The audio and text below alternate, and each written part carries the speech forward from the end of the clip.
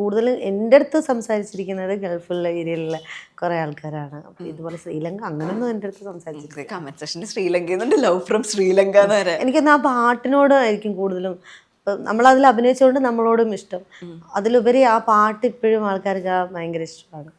ആ എക്സ്പ്രഷൻ ഒന്ന് കിട്ടുമോ? ഞാൻ ഈ പോർഷൻ ഇതിനകത്ത് രണ്ടു പേര് കമന്റ് ഇട്ടേക്കുന്നത് 4.25 ദിസ് പോർഷൻ എന്ന് പറഞ്ഞ ആൾക്കാർ ഇട്ടിട്ടുണ്ട്, പൊതുജന താല്പര്യാർത്ഥം.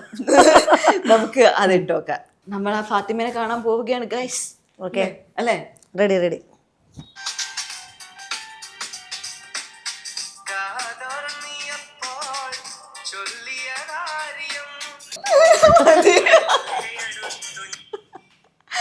എവിടുന്ന് എക്സ്പ്രഷൻ ഒക്കെ വരുന്നത്? എവിടുന്ന് ഇത്ര നാണം വരുന്നത്? എനിക്കറിയില്ല. പിന്നെ ഈ സാധനം ഭയങ്കര മാസ്റ്റർ പീസ് ആയിരുന്നു. ഇങ്ങനെ നോക്കുന്നത് മനസ്സിന്റെ മണിയറയ്ക്കകത്തത് ഭയങ്കര ഇട്ടില്ലേ? പാടി ചെയ്യാൻ പറ്റുമോ മനസ്സിന്റെ മണിയറയില്?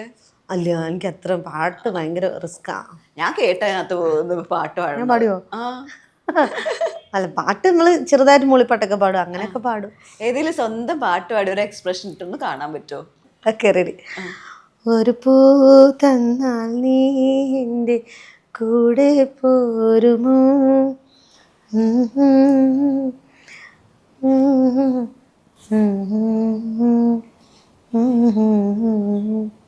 അത്രയൊക്കെ മതി. കേട്ടിട്ട് അവിടെ പാട്ട് കുറച്ചൊക്കെ കൂട്ടിയിട്ട് സൗണ്ട് കൂട്ടിയിടുന്നത്.